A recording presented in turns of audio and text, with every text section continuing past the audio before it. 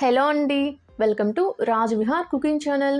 ఈరోజు మనము విలేజ్ స్టైల్లో గోంగూర రోటి పచ్చడిని ఎలా తయారు చేసుకోవాలో చూపిస్తాను. ఇలా చేసుకుంటే టేస్ట్ అయితే చాలా బాగుంటుందండి. గోంగూర రోటి పచ్చడిని తయారు చేసుకోవడం కోసం ముందుగా ఇక్కడ నేను 3 కట్టల గోంగూరని ఇలా ఒలుచుకొని శుభ్రంగా 2-3 సార్లు కడిగి ఇలా ఒక ప్యాన్లో వేసుకుంటున్నాను.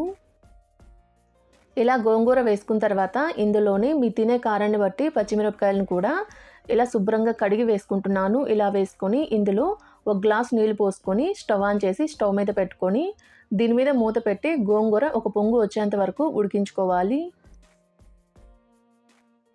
ఇలా గోంగూర ఒక పొంగు వచ్చేంత వరకు ఉడికించుకున్న తర్వాత దీని మీద మూత తీసి కలుపుతూ అడుగనేది అంటుకోకుండా నీళ్ళు మొత్తం ఇంకిపోయి గోంగూర బాగా మెత్తగా ఉడికేంత వరకు ఉడికించుకోవాలి.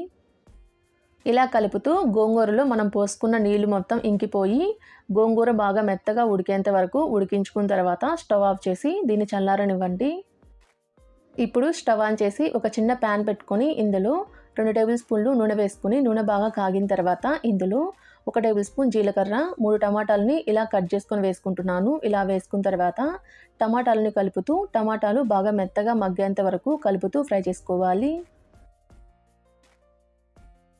ఇలా కలుపుతూ టమాటాలు బాగా మెత్తగా మగ్గేంత వరకు ఫ్రై చేసుకున్న తర్వాత స్టవ్ ఆఫ్ చేసి చల్లారనివ్వండి. ఇప్పుడు ఒక మిక్సీ జార్ తీసుకొని ఇందులో మనం గోంగూరతో పాటు ఉడికించుకున్న పచ్చిమిర్చిని వేసుకుంటున్నాను. ఇలా వేసుకొని ఇందులోని ఒక 4-5 వెల్లుల్లి రెబ్బల్ని తొక్కు తీసుకొని వేసుకుంటున్నాను. అలానే మీ టేస్ట్కి సరిపడినంత సాల్ట్ కూడా వేసుకొని ఇందులోని ఫ్రై చేసుకొని పెట్టుకున్న టమాటాలను కూడా వేసుకుంటున్నాను. ఇలా వేసుకొని మరి మెత్తగా కాకుండా కొంచెం బరగ్గా గ్రైండ్ చేసుకోవాలి. ఇలా గ్రైండ్ చేసుకుంటే సరిపోతుందండి.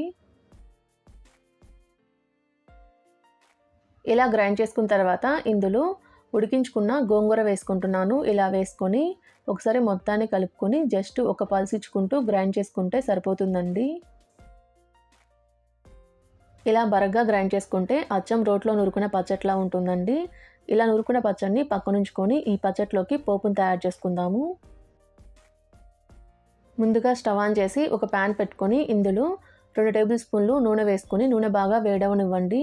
నూనె బాగా వేడైన తర్వాత ఇందులో 1 టేబుల్ స్పూన్ పోపు దినుసులు వేసుకుంటున్నాను. ఇలా వేసుకున్న తర్వాత దీన్ని కలుపుతూ 1 నిమిషం పాటు ఫ్రై చేసుకోవాలి.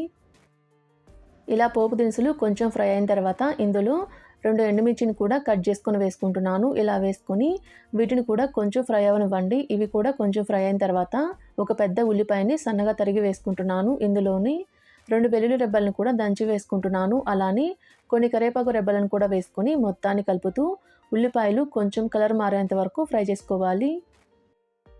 ఇలా ఉల్లిపాయలు కొంచెం కలర్ మారేంత వరకు ఫ్రై అయిన తర్వాత ఇందులో మనం ముందుగా గ్రైండ్ చేసుకొని పెట్టుకున్న పచ్చడిని వేసుకుంటున్నాను. ఇలా వేసుకొని మొత్తాన్ని కలుపుతూ 1 నిమిషం పాటు ఉడికించుకుంటే సరిపోతుందండి.